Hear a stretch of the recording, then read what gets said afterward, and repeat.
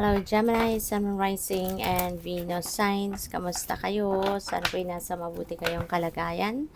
Welcome back po sa Star Tarot. At kung bago kayo rito, welcome din po kayo. Please subscribe, like, share my videos, and leave me a comment kung nakaresonate po kayo. Thank you.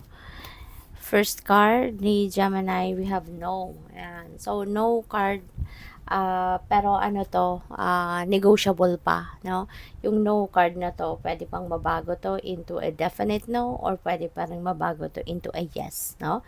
Kasi hindi pa siya sigurado, hindi pa to yung final, no, na kasagutan dito. So, it could still be changed.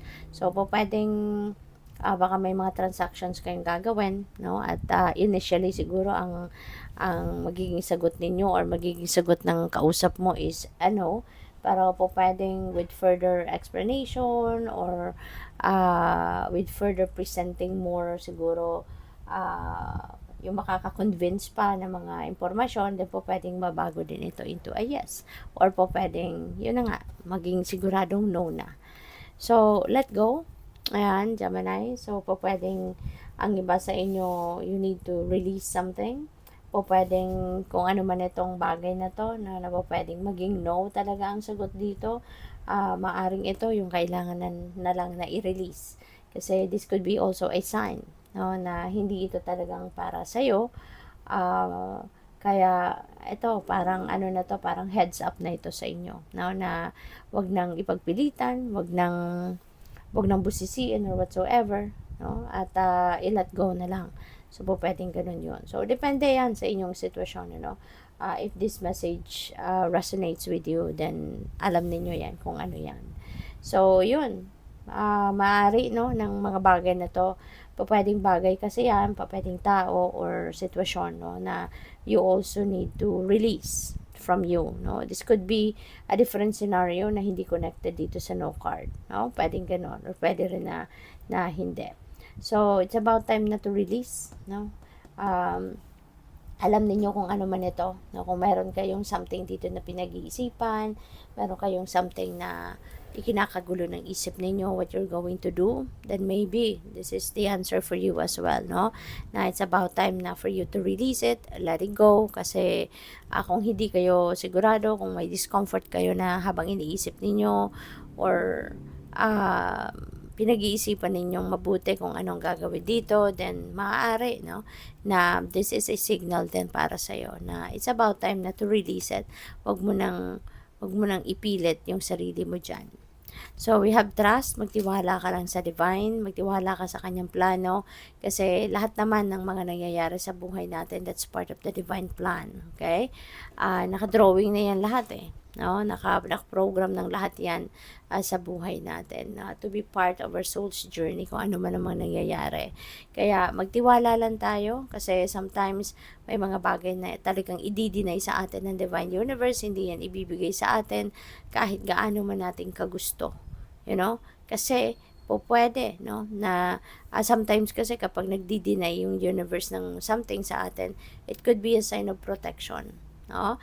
Pwedeng pinaprotektahan tayo na hindi tayo mapunta sa hindi mabuti, sa hindi magandang sitwasyon, pinoprotektahan tayo, no, na hindi tayo malagay sa alanganin, hindi tayo malagay sa hindi mabuting ganap sa buhay, Kaya nga dapat lagi tayo nakikinig talaga sa ating intuition. Kasi yung intuition natin, that is divine guidance. Diyan natin maririnig kung ano yung bulong sa atin ng divine universe. Okay? Kaya yun ang trusted natin na 24/7 na 24/7 guide, no?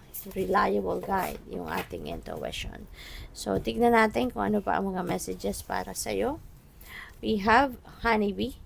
Let compassion and forgiveness be your top priority in this situation. Ayan. So, siguro, kailangan ito muna ngayon ang isipin mo. Ito muna yung focus mo sa ngayon. Okay? Top priority. Yung pagpapatawad at pagiging compassionate, diba? Supportive, maawain, matulungin. So, yun muna ang dapat na pag-focusan ninyo. So, we also have the Falcon act on the opportunity that's before you and commit to it without equivocation. Ayan. So, ibig sabihin na mayroong mga opportunity, no, nakakatok sa inyo sa ngayon. At po pwede na yung mga opportunity na to, ito yung dapat ninyong pagkaabalahan at kaya kailangan ninyong mag-release ng something, kailangan ninyong mag-let go ng something out of your life para na magkaroon kayo ng space sa buhay mo para dito sa mga bagong opportunity na dadating. Okay? So, when that opportunity comes in, when that opportunity knocks on your door, pagbuksan ninyo agad. No? Act accordingly. 'Di ba? Diyan sa mga opportunity na nandiyan agad. So, what else? We have the meerkat. Get support from a trusted group of like-minded friends. Okay? So, paalala ito sa inyo. Lalo-lalo na kung kailangan ninyo ng tulong, kailangan ninyo ng suporta, huwag kayong magdalawang isip na humingi ng tulong sa iba. Okay? Syempre, laging merong makakatulong sa iyo. Always, the divine will always send you someone. No? Will always align someone in your path para na pagdating ng pagkakataon, nakakailanganin mo ng tulong in any way, shape, or form, merong taong will be ready to help you. No?